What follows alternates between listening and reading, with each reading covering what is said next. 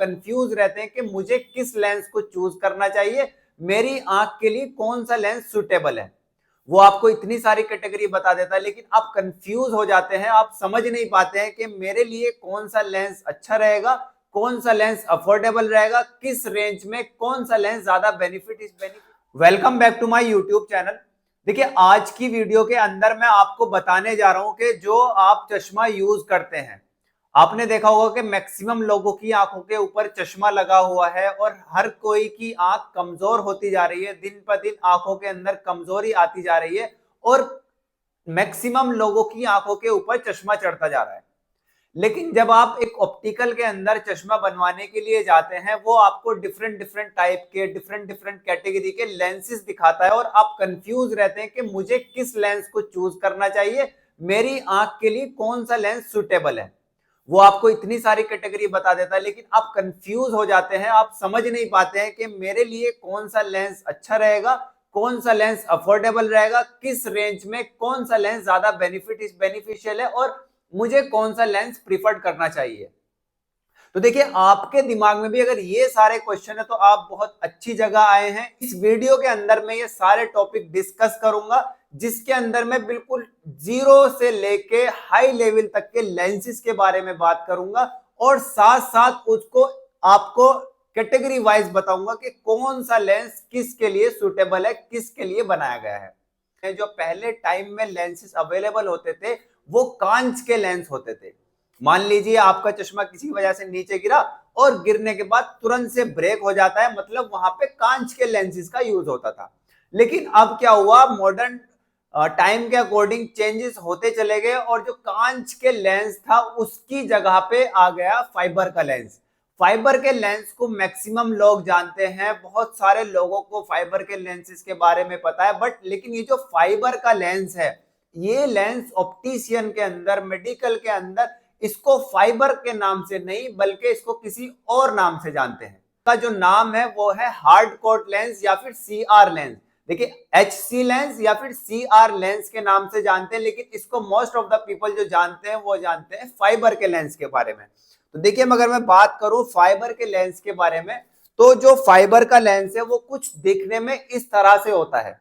अगर आप इसको ध्यान से देखें तो इस लेंस के अंदर कोई भी कोटिंग नहीं लगी हुई है, कोई भी प्रोटेक्शन नहीं लगा हुआ है, सिर्फ नॉर्मली ये ट्रांसपेरेंट जेली पानी के जैसा बिल्कुल साफ है। और लेकिन जो कांच का लेंस होता है वो इस तरह से नहीं होता, देखने में बिल्कुल आपको सेम दिखाई देगा। अगर आप दोनों को कंपेयर करें तो कांच का लेंस और फाइबर का लेंस, मतलब हार्ड कोट सीआर लेंस और कांच का लेंस देखने में बिल्कुल सिमिलर होंगे, दोनों ट्रांसपेरेंट होंगे। लेकिन अगर हम इन दोनों को हाथ से नीचे छोड़ते हैं तो कांच का लेंस टूट जाएगा और फाइबर का लेंस नहीं टूटेगा।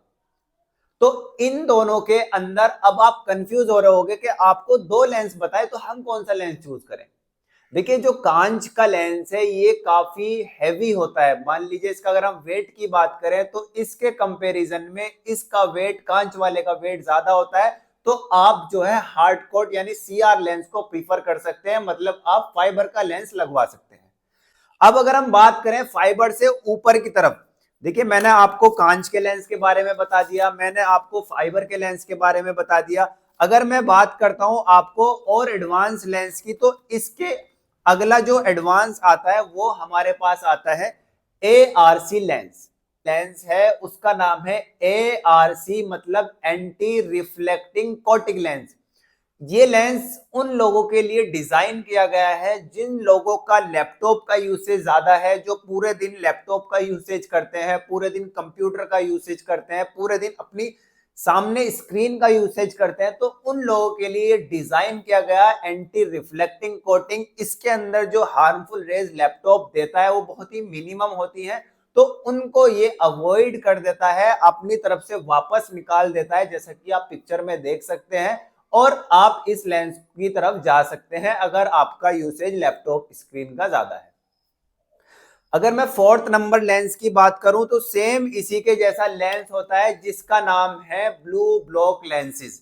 ब्लू ब्लॉक लेंसेज इसको कहते हैं। कुछ लोग इसको ब्लू कट लेंसेज के बारे में जानते हैं, कुछ लोग इसको यूवी कट के नाम से जानते हैं। तो ये जो लेंस है इसका मेन पर्पस होता है जो मोबाइल की रेडिएशन होती है, जो हार्मफुल रेज आपकी मोबाइल से निकलती हैं, जो डायरेक्टली आपकी आईज को इफेक्ट करती हैं, उनसे ये लेंस जो है प्रोटेक्ट करता है। इसके अंदर मोबाइल प्लस लैपटॉप स्क्रीन दोनों इनबिल्ड हो जाती है, ये दोनों चीजों से आपको प्रोटेक्ट करता है। देखिए जो ब्लू लाइट होती है, जो हार्मफुल रेज होती है, ये हमारी आंख के लिए कहीं तक इफेक्टिव भी होती है जो कि सनलाइट एक्सपोजर से आती है। बट जब आप ब्लू कट लेंसेज का यूज करते हैं तो ये कंप्लीटली लाइट को ब्लॉक कर देता है। तो देखिए मैं आपको दिखाता हूँ थोड़ा सा डेमो के थ्रू।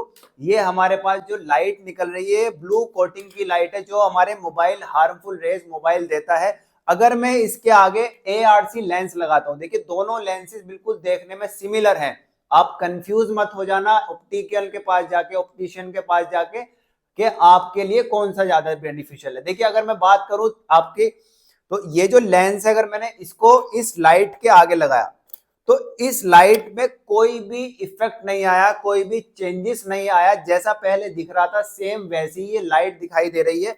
लेकिन अगर मैं इसके ऊपर यूवी लाइट लेंसेज लगाता हूं, ब्लू ब्लॉक लेंस लगाता हूं, तो ये लाइट अपने आप से इसके आर पार होना बंद हो जाएगी। जैसा कि आप देख सकते हैं, मैं इसको लाइट को ऑफ नहीं कर रहा हूं, सिर्फ इसके सामने इस लाइट के आगे इस लेंस को प्लेस कर रहा हूं और ये लाइट जो है इसके थ्रू पास नहीं हो पा रही है। तो ये इसकी सबसे बड़ी पहचान है ब्लू ब्लॉक लेंसेज की। तो अगर आप एक ब्लू कट लेंसेज खरीदते हैं तो इसको जरूर चेक करें, बनने के बाद भी और बनने से पहले भी। अगर हम 5 नंबर के लेंस के बारे में बात करें तो इसके बाद हमारे पास आता है blue cut blue blocking glass. Blue cut blue blocking lens, देखिए ब्लू कट के जैसा ही ये इसका एडवांस वर्जन है। अगर आप ध्यान से देखें तो इसके ऊपर हल्की सी ब्लू ग्रीन कलर की शेडिंग नजर आ रही है, बट इसके अंदर ब्लू कलर की शेडिंग नजर आ रही है।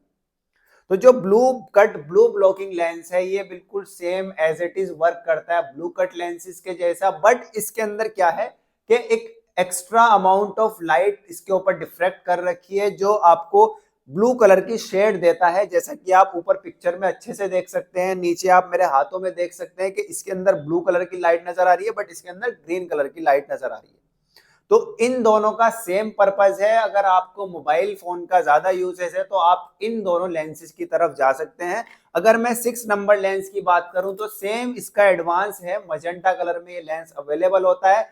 Same blue cut blue blocking magenta colour के साथ आता है। तो इसका ग्रीन वाले का और ब्लू वाले का सेम ही फीचर है, कोई एडवांस फीचर नहीं है। सिर्फ आपके कॉस्मेटिकली आपको अच्छा दिखाएगा। अगर आप लगा के कहीं शादी पार्टी वेयर में कहीं जाएंगे इंप्रेशन ज्यादा पड़ेगा, जितना कि ब्लू कट ब्लू ब्लॉकिंग का नहीं पड़ेगा। ब्लू पर्पल कलर का कुछ ज्यादा पड़ेगा, मजेंटा का और ज्यादा पड़ेगा। तो अगर हम बात करें नेक्स्ट लेंसेज के बारे में तो ये जो लेंसेज है इसका नाम है फोटोक्रोमेटिक या फिर ट्रांजिशन लेंस। इसके लिए मैंने एक वीडियो और डिटेल में अलग से बना रखा है। अगर आप इस लेंसेज के बारे में जानना चाहते हैं तो आप वहां पे जाके भी देख सकते हैं। मैं थोड़ा सा अमाउंट में आपको यहाँ बता दूंगा। ये जो लेंस है ये आपका ट्रांजिशन लेंस है। ट्रांजिशन का मतलब होता है कि एक जगह से दूसरी जगह चेंज होना। मतलब ये जो लेंस है ये बाहर जाने के बाद, सनलाइट एक्सपोजर में जाने के बाद ये अपना कलर जो है चेंज कर देता है। मतलब ये अपना लेंस, इसके अंदर आपकी जो पावर है, पावर लगने के बाद अगर आपका कोई ऐसा काम है, फील्ड वर्कर है आप, बाहर का आपका एनवायरनमेंट का ज्यादा है, सनलाइट कांटेक्ट आपका ज्यादा है, तो ये लेंस आपके लिए सबसे ज्यादा बेनिफिशियल होने वाला है। क्योंकि इस लेंस के अंदर ऐसा फिल्टर लगा हुआ है, जब ये लेंस धूप में जाता है, जैसा कि आप पिक्चर में देख सकते हैं, ये अपने आप को ब्लैक कलर में चेंज कर लेता है। जैसे कि ग्लासेस का यूज हो गया हो, डार्क ग्लासेस आपने चेहरे पे लगा लिया हो तो आपको सनलाइट डायरेक्टली आपकी आईज में इफेक्ट नहीं करती है। तो ये जो कुछ इस तरह के मैंने लेंस बताए हैं, इसी की तरह एक और एडवांस लेंस आता है जिसका नाम है O2 लेंस। देखिए O2 लेंस सबसे ज्यादा शाइनिंग वाला होता है, सबसे ज्यादा इफेक्टिव लेंस होता है और सबसे ज्यादा अमाउंट में यूवी को ब्लॉक करता है। तो अगर आप इस लेंस की क्वालिटी को देख सकते हैं तो ये लेंस बहुत ही शाइनी होता है। ऐसा क्लियरिटी ऑफ विजन इससे ज्यादा कोई लेंस नहीं देता है। अगर आप प्रैक्टिकली देखें तो जो ब्लू कट लेंस है उसमें इतना ज्यादा क्वालिटी ऑफ विजन नहीं आता है जितना इसके अंदर आ जाता है। आप इसमें आसानी के साथ देख सकते हैं कि जो क्वालिटी ऑफ विजन है, जो क्वालिटी ऑफ लेंस है, क्लियरिटी जो लेंस है, बिल्कुल आपकी इसके अंदर सबसे ज्यादा दिखाई दे रही होगी। अब आप बात कर रहे होंगे कि हमने आज तक लेंस बनवाया है, कहीं पे आपने देखा होगा कि लेंस के नीचे छोटा सा गोल सा पहिया जैसा बना होता है, सर्कल टाइप बना हुआ रहता है। तो आप कंफ्यूज ना हो, वो जो सर्कल टाइप है वो सभी के लिए नहीं होता है। जिस पेशेंट की एज 40 प्लस हो जाती है तो उनके लिए नजदीक की पावर आ जाती है, जिसको हम बोलते हैं प्रिस्बायोपिया। इसके बारे में मैंने एक अलग से डिटेल वीडियो बना रखा है, आप वहां जाके देख सकते हैं। तो मैं आपको यहाँ पे सिर्फ लेंसेज के बारे में बता रहा हूँ। तो देखिए, इस लेंस के अंदर अगर आप ध्यान से देखें तो नीचे जो है छोटा सा एक मून टाइप बना हुआ है, एक सर्कल टाइप बना हुआ है।